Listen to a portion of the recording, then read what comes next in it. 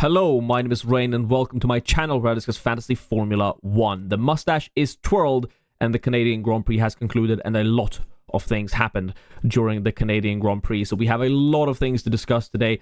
But before we get into that, I just want to say thank you so much if you were there for the deadline stream this weekend. It was my biggest ever deadline stream on the channel with like 540 peak viewers, which is absolutely mind-boggling crazy. So thank you so much for that. And if you missed that, make sure to be there at the next one 2 hours before qualifying in Austria. Subscribe so you don't miss it, I suppose. I know it's annoying to hear YouTubers keep saying, you know, subscribe, but you can always unsubscribe if you don't like it in like 2 weeks' time. So please consider subscribing. Thank you so much for the support on the live stream.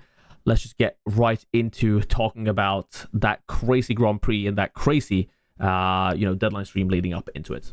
So where to even begin? Okay, we have my result for the weekend up on the screen, but before we even talk about what happened to me, we have to talk about what happened to the game, right? Leading into the Canadian Grand Prix, it seemed like the most straightforward weekend imaginable. Everyone was just buying Hulkenberg, and that was it. Then we saw some lack of pace from Piastri in free practice, and the last two times Piastri showed some lack of pace in practice, he ended up not winning the race. Monaco, as well as Imola, right? So we started looking at that, and since all of our cheap assets that we were, playing around with this week were, the likes of Hulkenberg, Colapinto, Bortoleto, Hadjar, Lawson, all of these super, super cheap assets, Alonso as well. Since those were the assets that we were playing around with, they gave us a lot of budget to spare, meaning a lot of people had the money to move to Lando Norris, and a lot of people did move to Lando Norris, and I guaranteed would have moved to Lando Norris if I was 0.8 million richer. Luckily for me, I wasn't. Now, I was faced with some choices during the deadline stream, and I ended up going with the one that I think was the best one. Granted, I was toying around with selling Lawson for Hulkenberg to get Lando Norris in. Obviously, selling Lawson to Hulkenberg would have been better than selling Bortoleto to Hulkenberg. But had I done that, I would have done the Lando Norris transfer. So ultimately, I think out of all the options I had in front of me, I ended up picking the correct one. But if you're one of those people who went for Norris, it's a tough beat. But we're going to discuss what I think you should do with Lando Norris. However, this is going to be more of like my team selection, what I will do with my team, and this is the team that I have currently. Because there was such a split in strategies in Canada, my team might not apply, or like my transfers might not apply for everyone anymore. There are multiple viable strategies, there were multiple viable strategies in Canada, and since everyone is sort of like, we have Mercedes players, we have George Russell owners, we have triple McLaren with the cheap constructor owners, we have Norris owners. We have so many different, cores of teams now. That's not just, a difference in the cheap assets. That is going to be difficult to make a video that can tailor everyone. However, I will try my best. So I already told you to subscribe, but if you haven't, you should, because next week in the weekend preview video that I will do in the beginning of next week, I will go through what I think every different core strategy that I've seen around currently among the top, percentage of strategists, what I think the correct play for each of them is before seeing anything in practice. So this video, I'm going to do some general tips, but mostly talking about what I'm planning on doing with my team. If you want to know exactly what to do with Lando Norris, what I think the best move is for Lando Norris users, that's not just a general tip that's good for everyone. We're going to do more specific takes next week in that video, so make sure you subscribe for that. Now, finally, we've talked for like, I don't know how long, 5 minutes without even looking at what happened to my team. DNF from Liam Lawson, not the end of the world. He was the third highest owned asset among the top 500. So his DNF did not hurt as much as it potentially could have. Nico Hulkenberg is the GOAT. Colapinto, disappointing, but at least he increased in price. So I'd rather take that than what Bortoleto gave, which was 3 more points and stayed the same price. So I'm actually happy about the choice of going for Colapinto over Bortoleto. Alonso, massive miss out, but I mean, I was predicting him to get 10, 12 points. 22 points is insane. I could not have foreseen that coming. But there's a big takeaway with sort of the Alonso and the big scores from Hulkenberg and Hadjar in previous weekends as well, that we're going to discuss right, as soon as we're done with my team here. Hadjar, disappointing, only getting 1 point, but it's fine. He increased in price. I think he's good when they get the car set up correctly. They definitely did not do that this weekend. Piastri has been my savior. Not switching from Piastri has definitely saved me so far this year. And granted, I did not have Mercedes this weekend. I had McLaren and Ferrari, which I think a lot of you also have. But if I were to sell anyone this week, if I had sold anything this weekend, it would not have been McLaren. It would have been Ferrari. So Ferrari still got 57 points. They got decent scores. So I'm not too worried about missing out on the Mercedes points.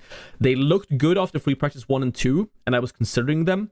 But free practice 3, the simulations from free practice 3 put Mercedes down quite a bit. So I really wasn't even considering them at that point. But congrats to you if you decided to go for it.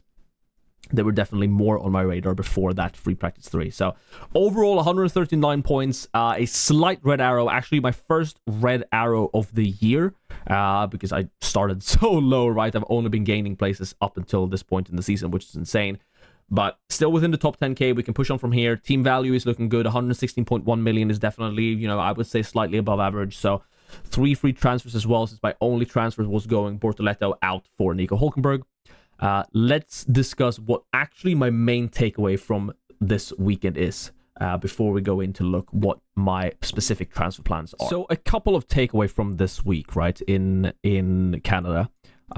Once again, we saw Pirelli pick a softer set of tires compared to last year. It's not the first time this year. It's actually happened quite a few times. Not in Spain, but it happened in Imola. In Miami as well, and I believe in one of the races prior to that as well. I think we need to pay more attention to what tires Pirelli actually pick now, and especially when they're doing the C6, as they've been doing in a couple of races this season, because these softer compounds are really pushing this sport and the season towards a lot of two-stoppers, and it's also pushing towards a lot of different tire strategies. Some teams attempting to do one-stoppers. And I do believe that these are the sort of races where we're going to see those massive, Hulkenberg 32-pointers. Granted, Spain wasn't one of those with the softer tires, but Alonso's 22-pointer, Hadjar scoring massive points in previous races as well. So I don't know if there's that much to it, but I feel like that's the vibe I've been getting when looking at the races so far this year, is that when these tires have been on the softer side, there's been more pit stops, meaning more different strategies, different pit windows, and as such, a lot more just overtakes, where overtaking might be difficult just because everyone is on such different strategies that people are just driving past someone with 20 laps fresher tires constantly, right? And I think there's something to it. We've discussed before, why, should we go for budget or should we go for points? And looking at assets like Alonso, like Hulkenberg, who look good in the car right now, combined with, softer tires than what we've seen previously. And again, here were the tires used in Canada in 2024. I do think we'll continue to seeing a couple or, one or two of these cheap assets popping up with these mega scores, and those are the types of score we have to try and pick, not just after they happen to get the price rises that will follow, but when they actually happen. So I missed it on Alonso this week. I missed it on Hulkenberg last week, and I do think if we had been on the budget, the price rise algorithm from last year, I think I would have considered Alonso way more for this last weekend, because I just did not think Alonso had 16 plus points in him, which is what he needed for a price rise. And that's why I didn't even consider him, because I was like, I can just buy Alonso next week and make money on it. But had I looked into it more and actually considered the points potential of Alonso more, which I did, I said that, I think Bortoleto and Colapinto will score around 5 points, and I think Alonso's probably going to, score 10 plus points. Had I looked into that bit, that bit more, maybe I definitely wouldn't have had Liam Lawson in my team. I only had Liam Lawson in my team because he looked good for price rises. And in fact, I didn't think he was a fantastic option points-wise either. I was just hoping, can I get 5 points? And he ended up scoring minus 20. So I think it's time to actually start trying to predict which one of these, back markers or, midfield drivers, I should say, rather, can pop up with those 20 pointers, because those 20 pointers have been massive. Massive, and if you've hit those, I mean, you've both gained the budget earlier than anyone else and gotten the points, which is key. So I'm going to pay more attention in the future to two things. One is actually what compounds are we using? Is it softer than what it was last year? And if so, I'm gonna expect more crazy strategies to happen. And if that's the case, I'm going to look more into what the drivers are actually saying after free practice 1, 2, and 3, because Hadjar this week scored a 1-pointer. And Hadjar, before this race, and VCarb as a whole, Liam Lawson included, said they just did not have good balance in the car. And, I mean, that showed. They could not overtake, and even though the strategy wasn't perfect, the strategy wasn't bad. But they ended up fluffing it, and again, a 1-pointer for Hadjar after all those positions lost. I thought, with the grid penalty that he had, that he would be able to do some overtaking and maybe, get some positions gained.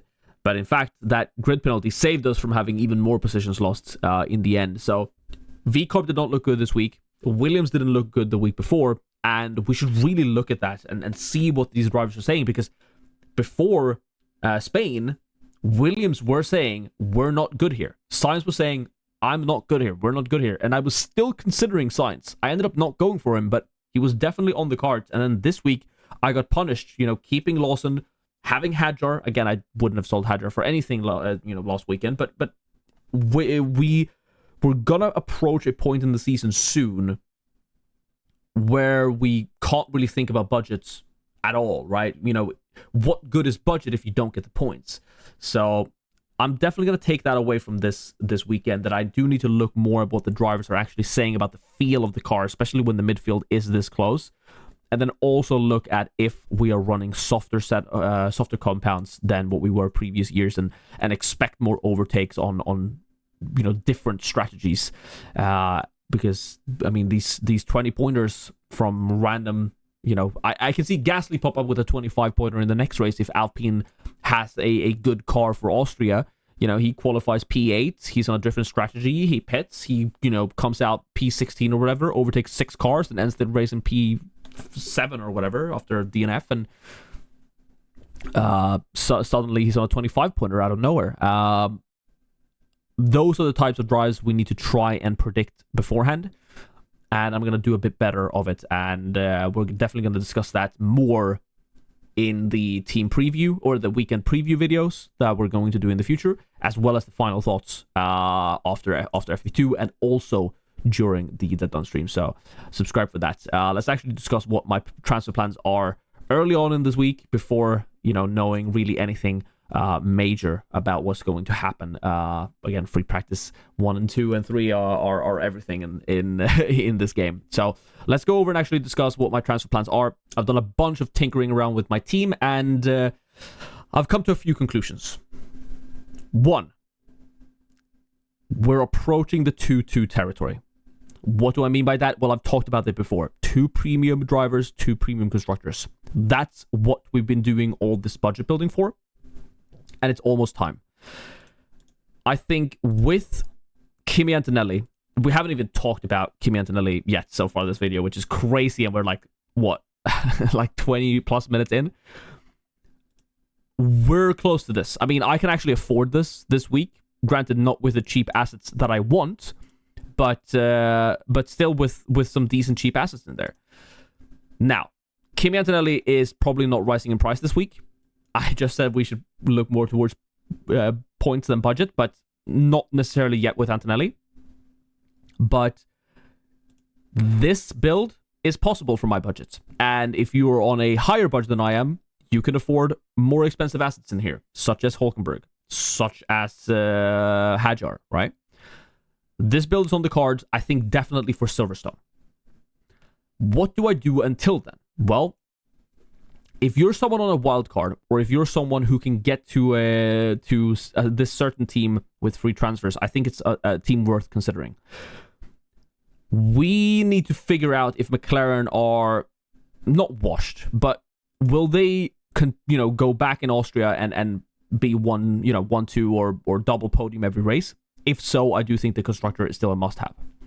If they're gonna be like 3rd, 4th, 3rd, 5th, second, 6th, whatever, just mixing it up between the other top teams a bit more, like we saw last year, I think it's time for something like this.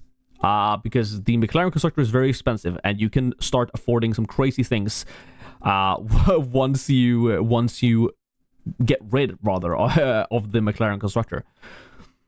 And in fact, I think a lot of people could even go and afford something like this, straight up. This looks insane to me. This looks really, really good. Again, if McLaren are 1-2ing or 1-3ing or even 2-3ing, it's not the best. But if they're 2nd, 6th, 2nd, 5th, 3rd, 4th, this could really be a build to follow. And if you have a wild card, it could be time to move to something like this. Now, I cannot move to this because I only have 3 free transfers.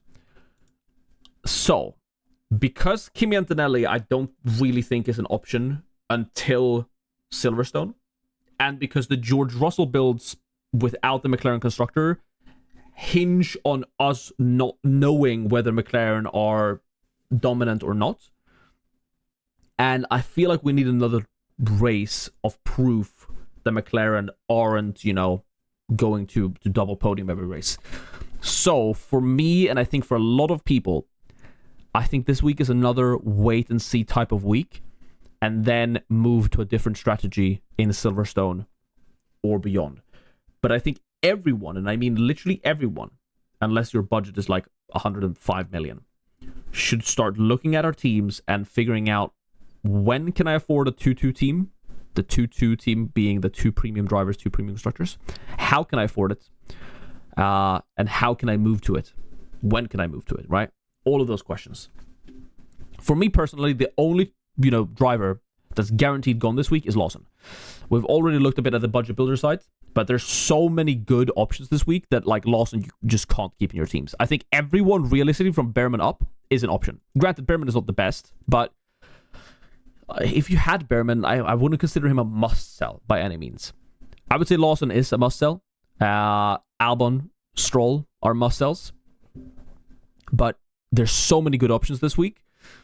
And since we can just be boring or safe and move some of our cheap assets around, that can set up really nicely to moving into 2-2 teams, either in Silverstone or after the going into Spa and Hungary. So for me, the very likely transfer is, Alonso has to come in.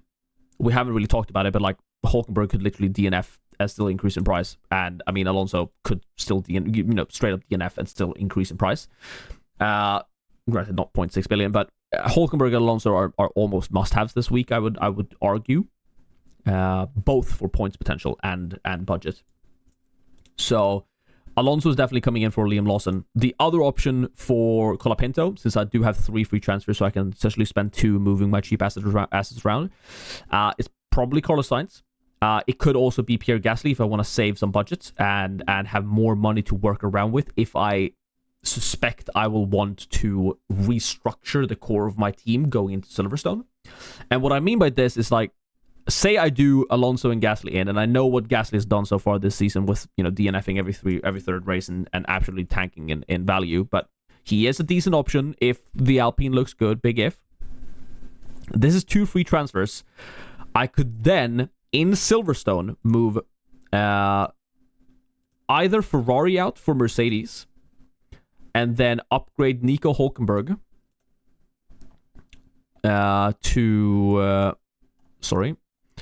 Nico Hulkenberg to Kimi Antonelli, And that leaves me 4.5 million here, which means that I can just downgrade Isaac Hadjar to either Liam Lawson or Gabriel Bortoleto after another increase in price. And I think definitely after price increases this week, I can afford this team in Silverstone for free. Which, if Kimi Antonelli has another decent week, just decent, not even a fantastic week like he did in Canada, I think it could be really, really good. Additionally, the other option is if what I spoke about previously comes true, I guess both works, I don't know.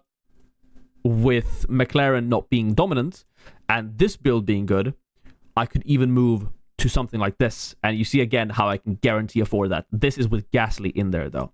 I am more excited for this specific week right now about affording Sainz. I think Sainz is going to be better than Gasly. And I don't even really think that's a question. Or, question of if, but when, right? I think Sainz is better. This leaves me a bit less flexible, especially going for like a George Russell build. But I'm fine with not having George Russell immediately, especially if Antonelli moves down to B tier and drops 0.6 million and has the potential of increasing 0.6 million. Because then if McLaren actually do look good, I can straight up just kind of do, keep Hadjar in here and do Sainz out in the next race instead. And do, Kimi Antonelli in and then 3.1 million. We're close. We're close, maybe, but probably not. I would probably have to take a -20, but then I could get to this team in Spa at least. So, but I could do the Piastri plus Antonelli with Ferrari Mercedes if I had Sainz in here. Now I'm not going to have Sainz in here, but I could afford this as well. So.